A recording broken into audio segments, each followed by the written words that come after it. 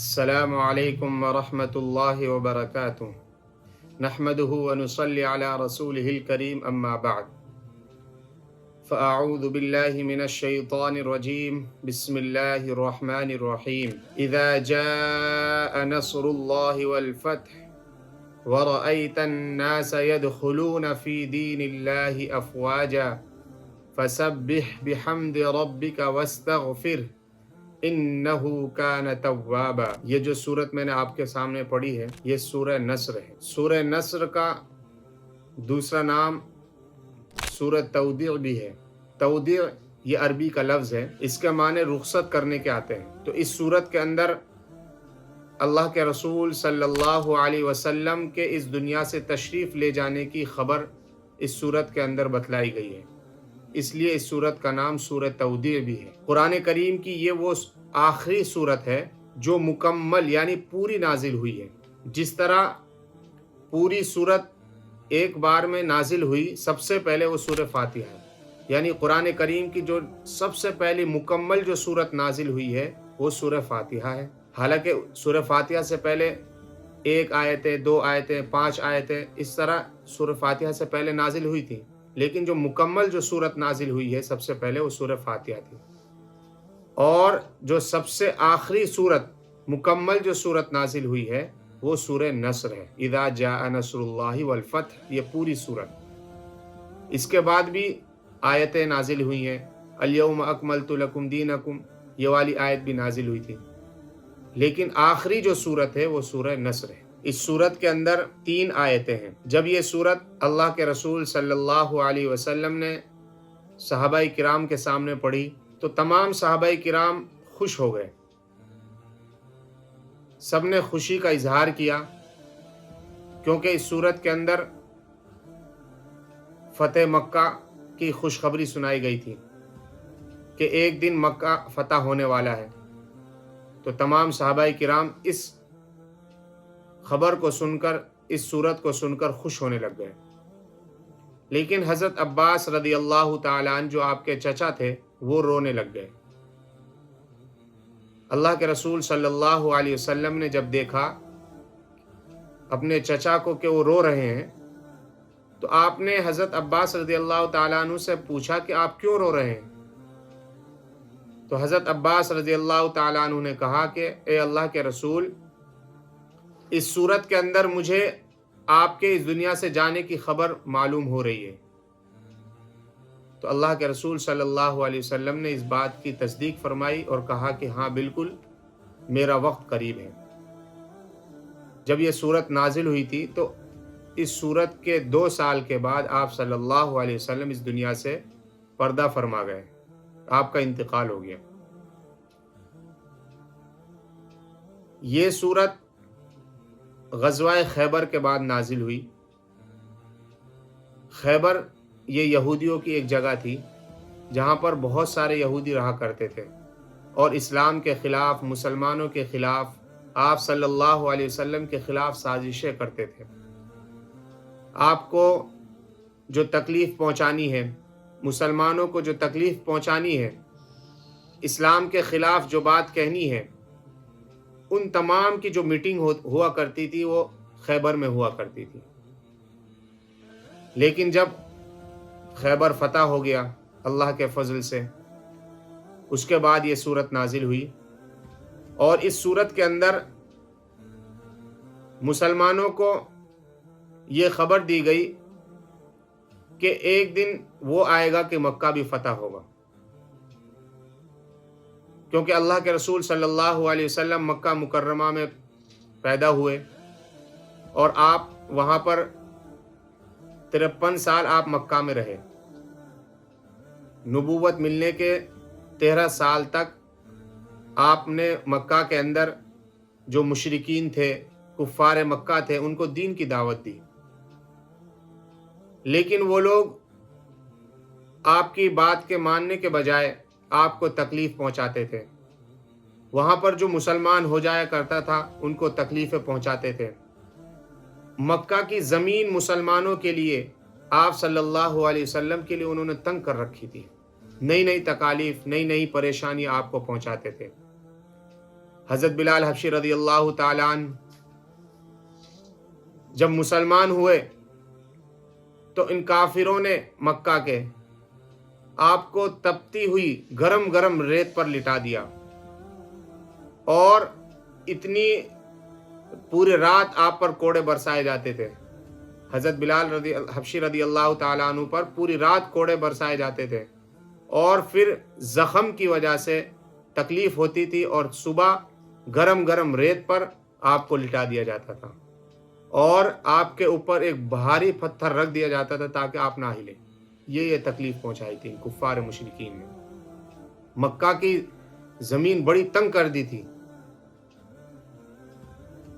اللہ کے رسول صلی اللہ علیہ وسلم مکہ سے 53 سال کی عمر میں مدینہ ہجرت فرما گئے اور مدینہ میں آپ نے دین کی تبلیغ شروع کر دی تھی. لیکن جب اللہ نے یہ آیت نازل فرمائی تو مسلمانوں کو تسلیہ ہوئی اور خوشی کی لہر ہو گئی. جب مکہ فتح ہو گیا تو آپ صلی اللہ علیہ وسلم نے سب سے پہلے حضرت بلال رضی اللہ تعالیٰ عنہ کو حکم دیا کہ بیت اللہ کی چھت پر جا کر اذان دے. حضرت بلال رضی اللہ تعالیٰ عنہ نے بیت اللہ کی چھت پر جا کر اذان دی اور پورے مکہ کے اندر اذان کی آواز گونج اٹھی. اس وقت آپ نے عام اعلان کر دیا اور یہ کہا کہ جو مسجد حرام کے اندر پناہ لے لے اس کو بھی امن ہے، جو اپنے گھر کا دروازہ بند کر لے وہ بھی امن میں ہے، جو اپنے ہتھیار ڈال دے وہ بھی امن میں ہے، اور جو ابو سفیان کے گھر میں چلا جائے اس کو بھی امن ہے. آپ نے معافی کا عام اعلان کر دیا. آپ نے اگر آپ چاہتے تو وہاں تو خون کے ندیاں بہہ جاتی کیونکہ انہوں نے آپ پر بڑا ظلم کیا تھا. لیکن آپ نے کہا لا تثریب علیکم اليوم انتم الطلقاء، آج تم پر کوئی بدلہ نہیں لیا جائے گا، آج تم سے کوئی بدلہ نہیں لیا جائے گا، آج تم سب آزاد ہو. یہ میرے نبی کی شان تھی کہ میرے نبی نے ظالموں کو بھی معاف کر دیا. جب آپ کے یہ اخلاق کفار مکہ نے دیکھے، بڑے بڑے سرداروں نے یہ آپ کے اخلاق دیکھے، وہ تو ڈر رہے تھے، وہ تو کانپ رہے تھے کہ آج محمد صلی اللہ علیہ وسلم ہم سے بدلہ لیں گے. لیکن آپ نے جب معافی کا اعلان کر دیا اور آپ کے یہ اخلاق دیکھ کر وہ مسلمان ہو گئے. لوگ گروپس بائی گروپ اسلام میں داخل ہونے لگ گئے، جماعت در جماعت اسلام میں آنے لگ گئے اور بہت بڑی جماعت اسلام میں داخل ہو گئی. یمن سے ایک جماعت، ایک لشکر آئی تھی جس کے اندر 700 لوگ آئے تھے اور وہ سب مسلمان ہو گئے. یہ فتح مکہ کی کچھ تصویر میں نے آپ کے سامنے کھینچی ہے. اس وقت اللہ کے رسول کے زبان پر یہی آیت تھی انا فتحنا لک فتحا مبینا. اب دیکھ لیجئے سورہ نصر کا ترجمہ. اذا جاء نصر اللہ، جب اللہ کی مدد آ جائے اور فتح آ جائے. ورأیت الناس، اے محمد صلی اللہ علیہ وسلم، اور آپ لوگوں کو دیکھیں گے یدخلون فی دین اللہ افواجا، کہ وہ اللہ کے دین میں جماعت در جماعت داخل ہو رہے ہیں. فسبح، پس آپ تسبیح بیان کیجئے، بحمد ربک، اپنے رب کے حمد کے ذریعے، یعنی اپنے رب کی تسبیح اور تحمید تعریف بیان کیجئے. واستغفر، اور اس سے مغفرت طلب کیجئے. انہ کان توابا، بے شک وہ یعنی اللہ بڑا توبہ قبول کرنے والے ہیں. یہ ترجمہ تھا. پہلی آیت اذا جاء نصر اللہ، جب اللہ کی مدد آ جائے، والفتح، اور مکہ فتح ہو جائے. یہاں پر یہ دیکھیے کہ دو چیزیں ہیں، نصر اللہ، اللہ کی مدد آ جائے، والفتح، اور مکہ فتح ہو جائے. حالانکہ اللہ تعالیٰ یہ بھی کہہ سکتے تھے اذا جاء الفتح، کہ جب فتح حاصل ہو جائے یعنی مکہ فتح ہو جائے. لیکن اللہ نے کہا اذا جاء نصر اللہ، جب اللہ کی مدد آ جائے اور فتح آ جائے، فتح حاصل ہو جائے. یہاں پر مدد کا کیوں ذکر کیا ہے؟ اس بات کی جانب اشارہ کرنے کے لیے ہے کہ انسانوں کو یہ بتلانا مقصد ہے کہ اگر کسی کو کوئی کامیابی حاصل ہو جائے، کسی بھی طریقے سے وہ کامیاب ہو جائے، اس کا کاروبار چلنے لگے یا وہ امتحان میں کامیاب ہو جائے، کسی بھی اعتبار سے وہ کامیاب ہو جائے، تو اس کو اپنی طرف نہ کہہ کر اللہ کی طرف اس کو منسوب کر دیا جائے. یعنی جو مجھے یہ کامیابی حاصل ہوئی ہے یہ میرا کمال نہیں ہے، بلکہ یہ تو اللہ کی مدد میرے ساتھ تھی، اس لیے مجھے یہ کامیابی حاصل ہوئی ہے. اس آیت سے ہمیں یہ سبق ملتا ہے. کیونکہ بعض مرتبہ ایسا ہوتا ہے جب اللہ کی مدد نہیں ہوتی ہے تو انسان کتنی ہی کوششیں کر لے، انسان کتنے ہی وسائل، کتنے ہی ذریعے اختیار کر لے، وہ تمام کے تمام فیل ہو جاتے ہیں. آپ نے دیکھا ہوگا کہ ایک ڈاکٹر کی دکان سے ایک مریض جاتا ہے، اس کو جو بیماریاں ہوتی ہیں وہی بیماری کسی دوسرے مریض کو ہوتی ہے، لیکن جب یہ مریض جاتا ہے اور ڈاکٹر اس کو وہی دوائی لکھتے ہیں تو بالکل صحیح ہو جاتا ہے، اور دوسرا مریض جاتا ہے اور ڈاکٹر وہی دوائی لکھتا ہے تو اس کو کچھ آرام نہیں ملتا. کیوں؟ کیونکہ دوائی کا کوئی کمال نہیں ہے، ڈاکٹر کا کوئی کمال نہیں ہے، یہ کمال ہے تو اللہ کا کمال ہے. اللہ جس کو چاہے اس کو ٹھیک کر دے. دوائی کے اندر تاثیر پیدا کرنا، دوائی کے اندر شفا ڈالنا، یہ صرف اللہ کا ہی کام ہے.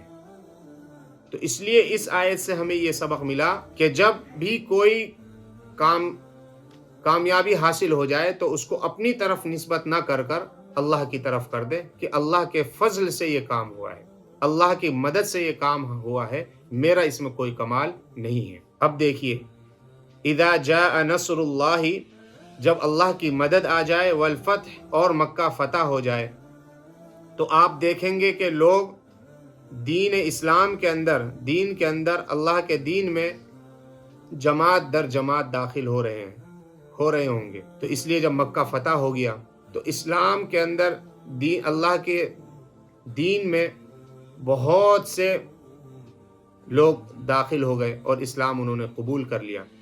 اس لیے جب حجۃ الوداع کے موقع پر اللہ کے رسول صلی اللہ علیہ وسلم تمام صحابہ کے ساتھ حج کرنے گئے تو اس وقت ایک قول کے مطابق 1,14,000 صحابہ کرام تھے، اور دوسرے قول کے مطابق 1,24,000 صحابہ کرام اس وقت موجود تھے. تیسری آیت ہے فَسَبِّحْ بِحَمْدِ رَبِّكَ.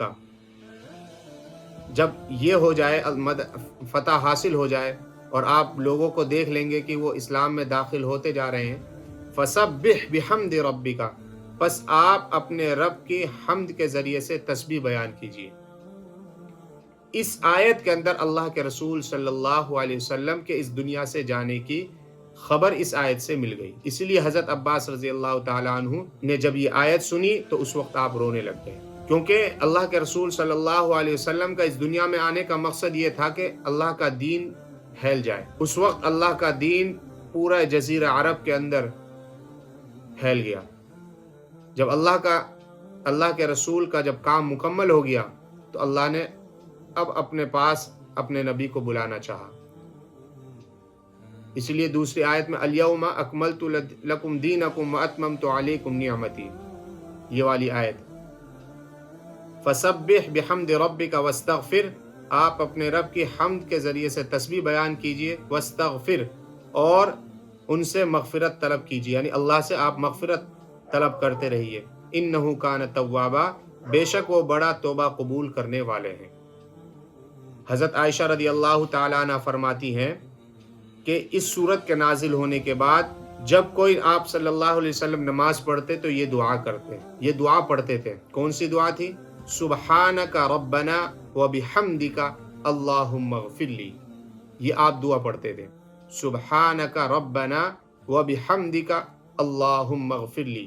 اسی طرح حضرت سلمہ رضی اللہ تعالیٰ عنہ فرماتی ہیں کہ اس سورت کے نازل ہونے کے بعد آپ اٹھتے بیٹھتے آتے جاتے ہر وقت یہ دعا پڑھتے تھے، سبحان اللہ وبحمدہ استغفر اللہ واتوب الیہ. سبحان اللہ وبحمدہ استغفر اللہ واتوب الیہ.